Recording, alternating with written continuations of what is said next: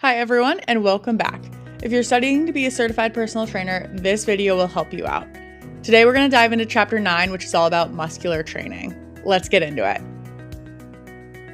First, the basics. It's important to understand the relationship between muscles and bones. The body has 206 bones, and muscles attach to those bones to create movement at joints. Strength training really just starts with muscles pulling on bones. The skeleton is a living tissue that supports movement, protects organs, and produces blood cells. A key concept you'll likely see on the exam is bone mineral density, which is the measure of your bone strength. Wolff's Law explains that bones adapt to the stress placed on it, so strength training increases your bone mineral density and reduces your risk of osteoporosis. Understanding planes of motion is another key theme that you'll see come up consistently throughout your studying program.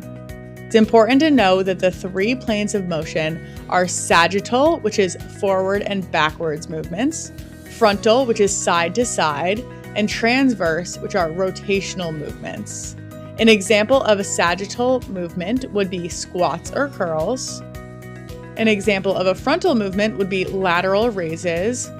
And an example of a transverse movement would be Russian twists.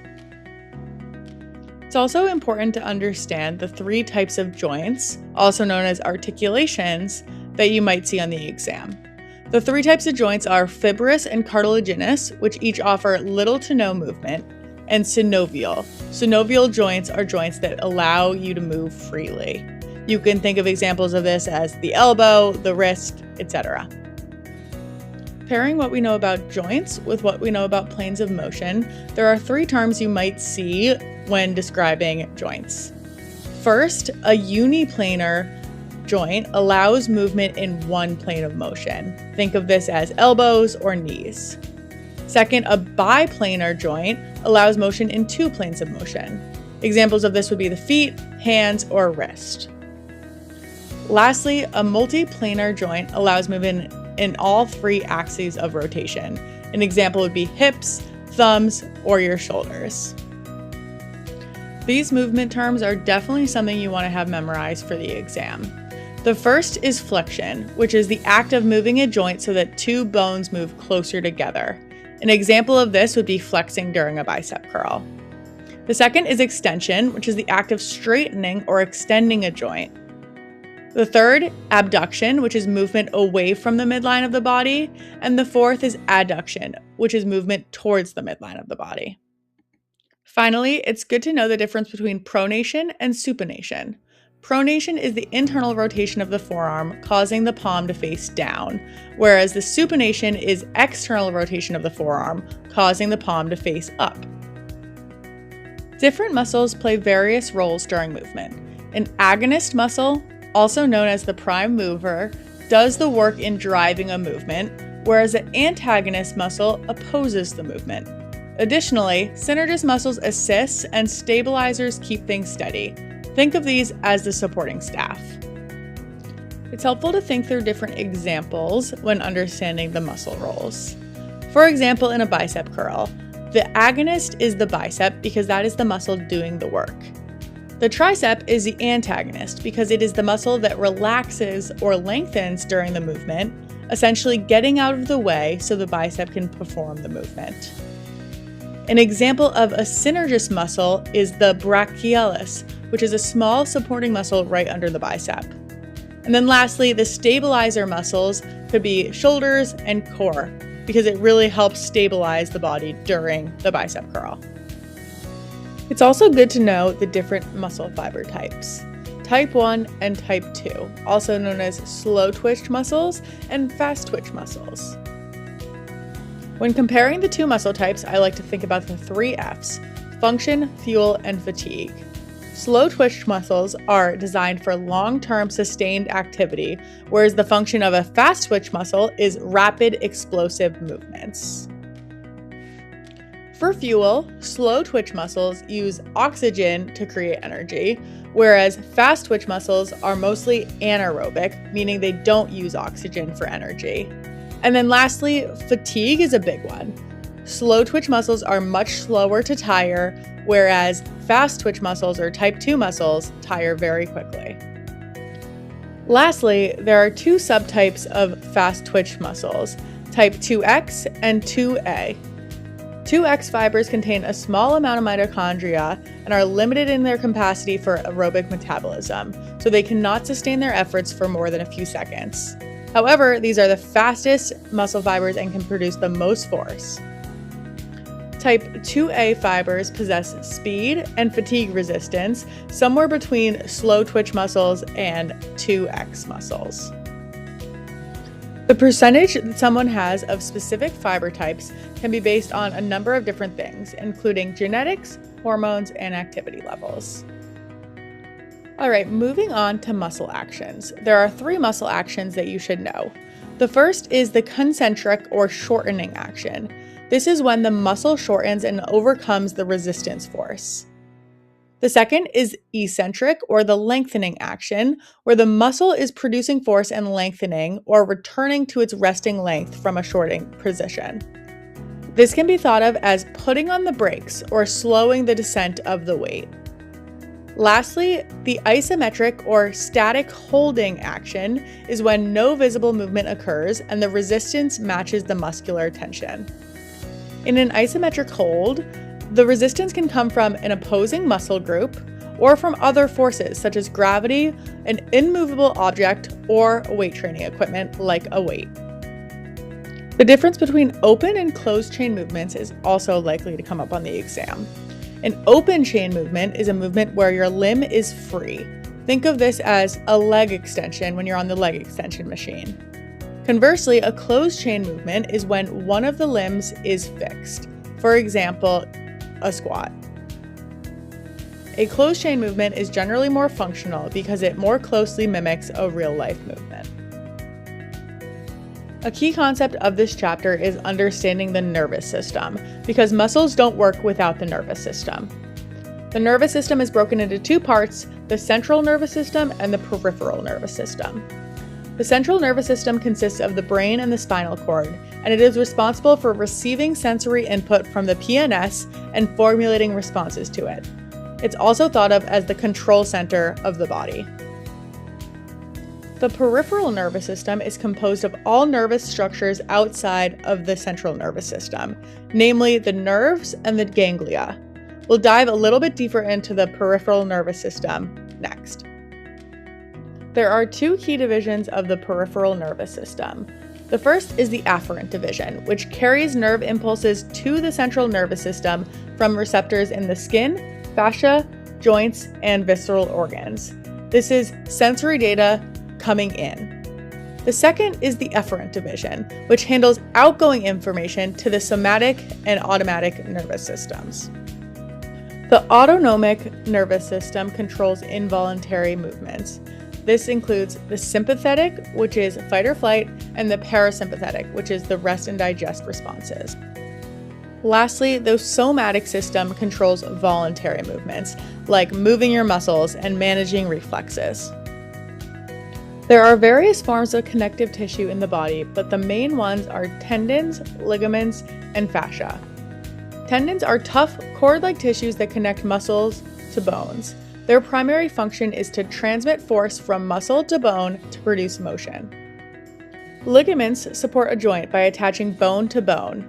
They come in various shapes depending on their location. Fascia is the term for all fibrous connective tissue that is not otherwise named. The key takeaway here is that connective tissue helps with stability and force transfer.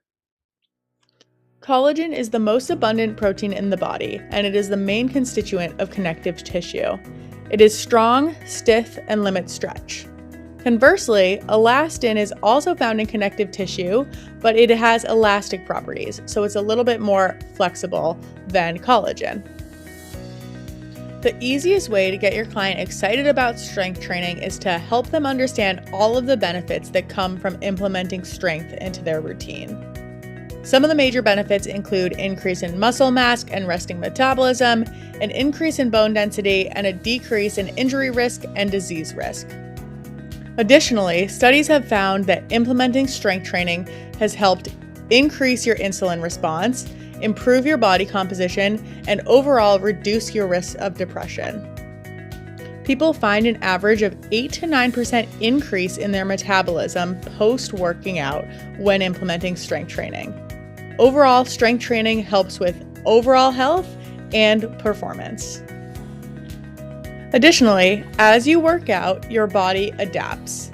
During the workout, your body will adapt by increasing hormone production of testosterone and growth hormones, and it will increase lactate and hydrogen ions. Long term, your body will increase strength and increase muscle size, also known as hypertrophy, which is the growth of muscle fibers. There are a number of factors that impact muscle growth, which is why the same training program might not have the same results on different people. Some of those factors include hormones, age, sex, fiber type, limb length, and tender insertion. Your genetics certainly play a role in how your body responds to muscle training. However, training still works across the board for everyone. There are 5 key training principles that are helpful for you to understand as you build training plans for your clients. The first is progressive overload, which states that you should gradually increase your weights or your reps to allow your clients to improve over time. As a rule of thumb, you should increase the weight 5% once your client is able to perform 12 reps easily and with proper form. The second training principle is the principle of specificity, which says that you should train specifically for your goals. You should consider things like resistance, repetition, muscles, and movements while building training plans for clients with specific performance goals. For an example, an endurance athlete training for a marathon would want to prioritize higher rep counts and lower body strength training programs to help fit into their goals of building their lower body strength and increasing their muscular endurance. The third training principle is the principle of overload, which states that to maximize strength development, muscles must be subjected to progressively heavier loads. Most people can complete 8 reps at 80% of their max resistance and 12 reps at 70% max resistance. A key concept here is double progression, which states that you should increase the reps first and then increase weight. The fourth training principle is the principle of reversibility. The principle of reversibility suggests that any improvement in fitness due to training is entirely reversible with the discontinuation of the training program. Studies have found that with 4 weeks off of detraining, 2/3 of the muscle strength gained during a 13-week period were lost. So, once you build your strength, it's very important to continue your strength training program in order to maintain it. The fifth and final training principle is the principle of diminishing returns, that states that after a certain level of performance has been achieved, there will be a decline in the effectiveness of training at furthering a person's performance levels. This is also known as the strength plateau. While this can be discouraging for some, there is a solution, and that is to change up the stimulus or change up some of the workouts in your strength program in order to continue seeing results. Lastly, there are a few key terms and calculations that are important for you to understand, both for the exam and for when you're programming exercises for your clients. The first is a superset, which is alternating exercises for opposing muscle groups with little rest in between sets. The second is a compound set, which is performing 2 or more exercises for the same muscle or muscle group in rapid succession with little to no rest. An example of a superset would be programming bicep curls followed by tricep extensions with little to no rest. An example of a compound set would be body weight squats followed by reverse lunges. The volume formulas give you an understanding of overall intensity levels of a session. The first is the repetition volume formula, which is sets multiplied by number of reps. The second is a load volume formula, which multiplies weight by reps by sets. These might show up on an exam, so it's important to have an understanding of each of them. To To wrap it up, there are a number of very important principles in this chapter that will certainly show up on the exam. It's important for you to have an understanding of the muscle roles, fiber types, training principles and programming, and how your body adapts to exercise. Thanks so much for watching. I hope this was helpful in helping you prep for your Certified Personal Trainer's exam.